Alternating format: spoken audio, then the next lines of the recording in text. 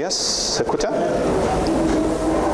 Bueno, como vimos, este caso suscitó importantes esfuerzos por parte del equipo tratante y muchas veces este tipo de pacientes conlleva una labor incluso detectivesca por parte del equipo en general. Por tanto, generalmente se plantea que existe un desafío tanto diagnóstico como terapéutico en relación con este tipo de pacientes, con este tipo de trastornos. Y vamos a ver algunos alcances acerca de este diagnóstico y qué es lo que hay de nuevo en la bibliografía, en la literatura con respecto a esto. El temario aquí está, veremos algunas generalidades, las clasificaciones disponibles y los criterios diagnósticos asociados, algunos datos epidemiológicos y las comorbilidades que se han asociado con este trastorno. Veremos el diagnóstico diferencial, el manejo y algunas conclusiones. Primero que todo, como generalidades, los trastornos facticios se caracterizan principalmente por signos o síntomas médicos que son fingidos o agravados intencionalmente por estas personas o también podrían suscitarse lesiones que se afectan a la persona o a otra y que se asocia con un engaño que ha sido descubierto. Puede haber siempre un trastorno o una enfermedad preexistente, pero el individuo generalmente agrava intencionalmente los síntomas existentes o los falsifica con otros síntomas adicionales. Las personas buscan generalmente tratamiento, buscan diversas atenciones. Y si es que no hacen esto, se presentan a sí mismas o pueden presentar incluso a otra persona como una enferma, discapacitada o lesionada. Y el comportamiento engañoso, en particular en los trastornos facticios, no está motivado únicamente por recompensas e incentivos externos que sean obvios, como podría ser obtener una licencia médica o ganar dinero, obtener una pensión. La variedad de conductas en este tipo de trastornos generalmente están asociados al engaño. Dentro de eso tenemos que puedan simular, presentar síntomas psicológicos en que podrían decir que efectivamente pasaron por algún trauma o algún evento traumático que no haya sido así. Pueden presentar síntomas neurológicos como mareo, sensación de inestabilidad. Pueden incluso modificar, ya sea directa o indirectamente, los exámenes de laboratorio que se han realizado. Pueden incluso falsificar registros médicos e incluso pueden lesionarse a sí mismos, ingerir sustancias tóxicas, y eso es un amplio abanico de conductas que podrían presentar estos pacientes. Por tanto, hay que estar pendientes de aquello. Se cree que efectivamente estos trastornos, estas personas podrían tener un gran sufrimiento psicológico o un deterioro funcional que se produce por los daños que ellos causan a sí mismos o incluso a otras personas, incluyendo también al personal de salud. Existe una similitud con algunos trastornos por abuso de sustancias o algunos trastornos de conducta alimentaria, en el sentido de que existe una persistencia de la conducta y un esfuerzo constante por ocultar el trastorno a través del engaño. Generalmente se inician en la adultez temprana, y esto, ojo, porque generalmente se da el antecedente que esto es posterior a una hospitalización y cursa con una tendencia hacia la cronicidad, a menudo con episodios intermitentes, ¿ya? En otros momentos también se pueden llegar a cronificar. Algunos podrían representar incluso un comportamiento criminal, por tanto no es excusa para estas situaciones que pueden suscitarse. Y la prevalencia es desconocida. En general se estima que en el ámbito hospitalario hasta un 1% podrían cumplir los criterios de un trastorno facticio. En cuanto a las clasificaciones y criterios diagnósticos, los trastornos facticios han ido variando los distintos tipos de clasificaciones. En el caso del CIE-10, incluí aquí los trastornos somatomorfos, pero el trastorno facticio está incluido dentro de otros trastornos de la personalidad y el comportamiento en adultos, como una clasificación aparte. Para el DSM-4 del año 2000, por la Asociación Americana de Psiquiatría, también estaba parte de los trastornos somatomorfos. Y el DSM-5 es el primero que los incluye dentro dentro de esta nueva clasificación que son los trastornos por síntomas somáticos y trastornos relacionados, en donde el trastorno de síntomas somáticos incluiría los trastornos por somatización, somatomorfo indiferenciado y el trastorno por dolor en un solo diagnóstico. La hipocondría pasó a denominarse trastorno de ansiedad por enfermedad y el trastorno de conversión no cambió mayormente de nombre. Se agregaron estos dos diagnósticos que están en azul, que son los factores psicológicos que influyen en otras afecciones médicas y otros trastornos. Y aquí se incluyó el trastorno facticio dentro de los trastornos de síntomas somáticos. Esto vemos que ha habido una variación en cuanto a los criterios de clasificación y finalmente la CIE-11, que en el fondo es la clasificación internacional de la OMS, que publicó su versión final en junio del año pasado y que esta empezaría a estar vigente ya en 2022. Todavía no, acá nos regimos por el CIE-10, al menos para los diagnósticos del hospital. Y aquí se produjo una reorganización y se agregaron nuevas categorías. Aquí se incluyó el trastorno, desapareció el trastorno somatomorfo que aparecía en la CIE-10 y apareció el trastorno de distrés corporal o de la experiencia corporal. Aparecieron los trastornos disociativos con síntomas neurológicos, donde estaría el trastorno de conversión. La hipocondría se incluyó dentro de los trastornos obsesivo-compulsivos y otros trastornos relacionados, y los trastornos facticios están en una categoría aparte. Sabemos que pese a que se han hecho intentos de clasificación, no hay una sola categoría uniforme para este tipo de trastorno. Los criterios diagnósticos del DSM-5, que son bastante claros y al menos son muy similares con los del CIE, implica que el criterio A es que hay una falsificación de signos o síntomas, ya sean físicos o psicológicos, y que también puede producirse con inducción de lesiones asociadas a un engaño que es identificado. El individuo se presenta a sí mismo, a los demás como un enfermo, un incapacitado o lesionado. Tiene que haber una ausencia de recompensa externa obvia y no se explica mejor por otro trastorno mental, como podría ser un trastorno psicótico, un trastorno delirante. También aquí utilizan los especificadores de si fue un episodio único o si es recurrente cuando hay dos o más. En este caso también se agregó este tipo de trastorno facticio aplicado a otro, que antiguamente se llamaba síndrome de Munchausen por poderes o por proxy, que también en la denominación en inglés. Aquí, en este caso, los trastornos se le atribuyen a otro individuo, que en el fondo es la víctima. Generalmente puede ser un niño en el que los padres o un cuidador que al enfermo también le atribuye otro tipo de síntomas.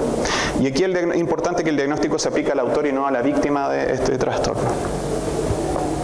En cuanto a la epidemiología y comorbilidades, encontré este estudio del año 2017, que fue una revisión sistemática de 514 casos de la literatura, en donde destacaron estos antecedentes, que el género principalmente era femenino en un 65% de los casos, la edad media era de 33,5 años, el estado civil preponderante era casado en un 47,5%, y en cuanto a la ocupación, que fue consignada en 207 de los 14 casos, se presentó que 113 eran profesionales de la salud o laboratoristas, lo que representa un 54,6% de estos 207.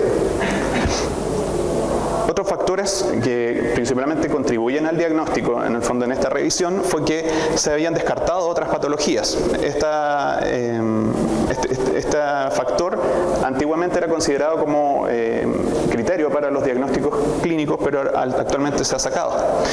La presentación atípica de los cuadros con síntomas o signos que no corresponden a la fisiopatología del trastorno, comportamiento inusual del paciente, falla en el tratamiento o recurrencia de los síntomas y el uso de servicios de salud previamente. Estos son antecedentes que finalmente contribuyeron a que llegaran, en este caso, al diagnóstico.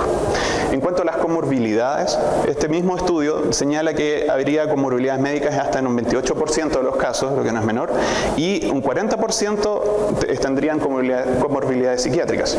Dentro de ellas, las más preponderantes era el trastorno de personalidad. Principalmente, en este caso, se describió el trastorno límite de personalidad, la depresión en un 37,7%, ya sea como antecedente o que lo presentaba, y sin comorbilidad psiquiátrica hasta en un 39,5%, que no era menor. En cuanto a antecedentes familiares psiquiátricos, se describieron en un 4,9% y la mayoría era por abuso de sustancias, y antecedentes de estrés o eventos traumáticos hasta en un 20%. Dentro de ellos, el abuso de sustancias era el preponderante en 16%, luego el abuso físico, sexual o negligencia en la infancia en un 14,6%, lo que estaba presente en este caso al parecer, relaciones interpersonales conflictivas en un 10,7% y una disfunción familiar prematura. En cuanto al diagnóstico diferencial, es importante que podamos identificar al menos la diferencia con el trastorno de síntomas somáticos. En él puede haber atención excesiva y la búsqueda de tratamiento, pero lo principal es que no hay evidencia que proporcione información, de que el paciente esté proporcionando información falsa. En cuanto a la simulación de enfermedad, que no es una enfermedad en sí misma, ¿sí? Tendría en este caso carácter intencional de los síntomas, pero para obtener beneficios personales, que son obvios, en este caso dinero, licencias médicas, pensiones. El trastorno de conversión, en este caso los síntomas neurológicos son incompatibles con la fisiopatología, pero tampoco hay evidencia de falsificación engañosa de los síntomas. En cuanto al trastorno de personalidad emocionalmente inestable, que sí puede cursar con lesiones autoinducidas, en este caso se produce sin asociación con el engaño, y eso es importante. Y en cuanto a alguna enfermedad médica o trastorno mental, los síntomas y signos no están asociados con falsificación intencional. Y hay que considerar que los trastornos facticios no excluyen la presencia de una enfermedad en sí misma. ¿Ya? De hecho, se asocian con harta comorbilidad, como lo vimos anteriormente. Y en cuanto al manejo, la verdad es que la evidencia es bastante escasa en relación principalmente al trastorno facticio. Se han hecho revisiones de la Cochrane para el trastorno por somatización, pero para este caso no hay mucho descrito. Encontré este estudio del año 2014 que manifestaba los desafíos para la evaluación clínica, el manejo de estos pacientes. Menciona que debe incluir tanto un manejo agudo y a largo plazo, en el que debería centrarse todo esto en la negociación con el paciente, la aceptación del diagnóstico y el compromiso con el tratamiento, lo que generalmente es difícil de que se cumpla. Y aquí se menciona la confrontación de apoyo como una estrategia de enfrentamiento de los casos, en donde debería realizarse una preparación cuidadosa de la estrategia, al menos por 2 miembros del staff, recolectar evidencia, en el fondo manifestarle al paciente que sí hay evidencia de que el trastorno no es tal o que él ha estado manipulándolo. Enfatizar, sí, en esta estrategia que el paciente es una persona y que sí necesita ayuda. Debería realizarse una confrontación que sea imparcial y no punitiva, y asegurar también la continuidad de los cuidados. Se debe considerar en algunos casos asesoría legal cuando lo amerite, principalmente en el caso del trastorno facticio hacia otras personas o por poder, y debe documentarse toda la reunión en forma completa en la ficha clínica. En cuanto a evidencia de este trastorno, en cuanto a tratamiento, encontré esta revisión sistemática, que es la única que hay del año 2008, de 32 reportes de casos y 13 series de casos, lo que ya nos dice que la evidencia no es tan buena. En este caso se analizaron 316 pacientes en quienes se evaluó las técnicas de manejo, comparándolo confrontacional versus lo no confrontacional. Se evaluaron distintos tratamientos utilizados, en algunos casos se usaba psicoterapia, psicofármaco, estrategias multidisciplinarias o incluso combinadas. Y la mejoría clínica se evaluó a través de la escala de mejoría global. ¿Qué resultados tuvo este estudio? Es que no hay evidencia para apoyar la efectividad de ninguna de estas estrategias de manejo, no hay ninguna superior a la otra.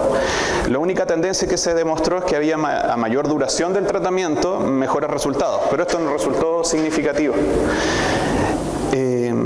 Lo que se evidenció principalmente sí en este estudio, el escaso compromiso con el tratamiento que tenían estos pacientes y la pérdida en el seguimiento. Los seguimientos eran muy cortos, generalmente en algunos casos incluso a un par de semanas, entonces tampoco da evidencia en ese sentido. Finalmente sugiere una investigación futura a través de un registro centralizado de estos, con redes clínicas de clínicos que estén interesados en esta área. ¿Sí? En cuanto a las conclusiones, podemos decir que el trastorno facticio finalmente se caracteriza por síntomas fingidos o agravados para asumir un rol de enfermo y que no hay una motivación externa evidenciable. No existe claridad de la causa subyacente de este trastorno y su prevalencia es incierta hasta el momento. Su principal diagnóstico diferencial lo constituye el trastorno por síntoma somático, el trastorno por conversión, la simulación y las enfermedades médicas.